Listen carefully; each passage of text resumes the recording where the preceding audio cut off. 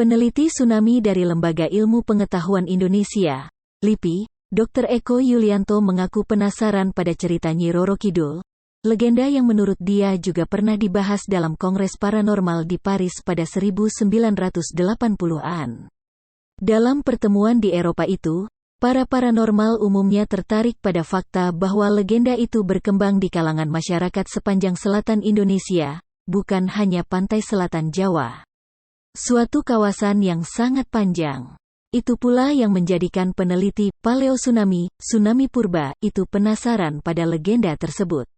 Menurut Eko, kawasan tempat mukim masyarakat yang mewarisi legenda Nyi Roro Kidul itu, yang dikenal sebagai kawasan pantai selatan, berhadapan dengan Samudera Indonesia, yaitu daerah zona subduksi lempeng bumi.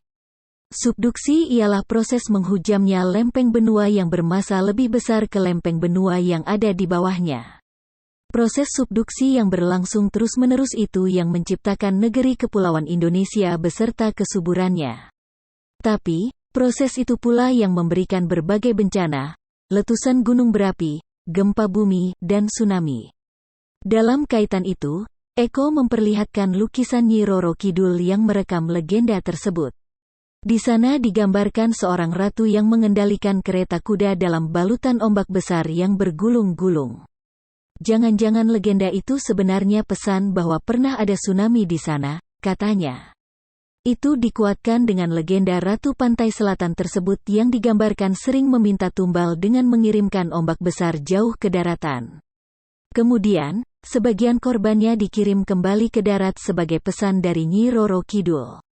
Persis kejadian tsunami. Bagi Kepala Pusat Penelitian Geoteknologi LIPI Heri Harjono, mengaitkan legenda Nyi Roro Kidul dengan sejarah tsunami merupakan ide aneh, yang berpotensi untuk mengungkap sejarah kejadian tsunami.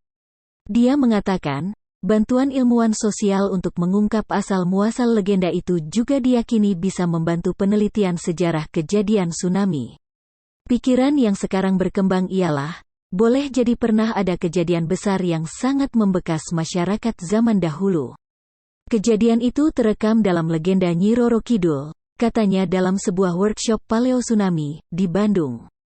Persoalan yang ingin diungkap dalam paleotsunami, antara lain sejarah terjadinya tsunami dan berapa besarannya. Untuk itu, menurut Heri, ada pertanyaan yang ingin diungkap, kapan legenda itu mulai berkembang? Kisah seperti itu, misalnya, akan memperkuat hasil penelitian geologi yang mencari jejak tsunami purba. Misalnya mengenai bukti gempa dan endapan tsunami yang terjadi pada 400 tahun lalu di Cilacap dan Pangandaran yang diyakini jauh lebih besar ketimbang yang terjadi pada 2006. Dalam sebuah poster yang dipamerkan di workshop disebutkan, 4 kandidat endapan tsunami ditemukan di tebing Sungai Cimbulan, Pangandaran. Sastro@gmail.com. Bagi Heri, mendukung ilmuwan sosial dan peneliti geologi itu suatu saat akan memberikan hasil yang bisa memberikan data untuk menjawab pertanyaan, seberapa sering tsunami terjadi di pantai selatan? Jawaban atas pertanyaan itu akan memberikan banyak konsekuensi, setidaknya bisa mengubah pandangan hidup masyarakat di kawasan itu bahwa mereka hidup dalam daerah yang rawan tsunami. Kalau itu tercipta, maka masyarakat akan mudah diajak untuk hidup akrab dengan tsunami, mudah mengajak mereka untuk selalu bersiaga menghadapi bencana, hingga mudah untuk mengajari mereka untuk melakukan tindakan penyelamatan diri dengan benar ketika bencana itu akhirnya tiba. Bagi Eko, memperlakukan legenda sebagai pesan dari nenek moyang mengenai tsunami juga mengangkat kembali harkat legenda itu dari berbagai bungkus yang selama ini menutupinya. Soalnya, kata dia, banyak cerita turun-temurun di sejumlah daerah, yang jika dicermati, bisa dicocokkan dengan kejadian tsunami. Dari perjalanannya ke sejumlah daerah yang pernah dilanda tsunami, dia mendapati cerita yang sebenarnya merupakan pengetahuan lokal untuk menyelamatkan diri dari bencana terjangan gelombang besar. Dia menemukan itu mulai dari Majene, Lombok, Mentawai, dan Simele. Walaupun yang masih mengingat pengetahuan tradisional itu sebagai kiat untuk menyelamatkan diri dari terjangan tsunami itu hanya di Simele.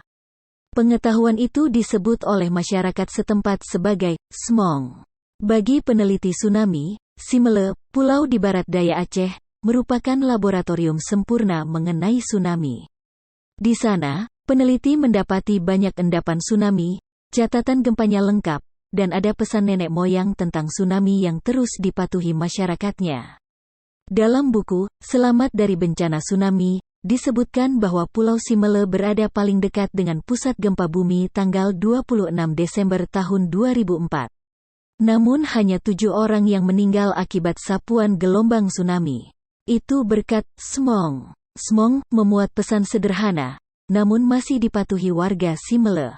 Pesan itu berbunyi, jika terjadi gempa bumi kuat diikuti oleh surutnya air laut, segeralah lari ke gunung karena air laut akan naik. Pengetahuan tradisional itu muncul setelah tsunami 1907. Disebutkan, seringnya tsunami sebelum 1907 di pulau itu memiliki andil bagi bersemainya pengetahuan tersebut. Catatan sejarah dan penelitian geologi menunjukkan pulau itu terlanda tsunami pada 1797, 1861, dan 1907. Menurut dia, pengetahuan serupa juga dimiliki masyarakat Mentawai, Sumatera Utara. Banyak orang di pulau itu yang masih hafal pengetahuan yang diturunkan dalam bentuk syair. Namun, syair itu umumnya tidak lagi dipahami sebagai warisan untuk menghadapi tsunami.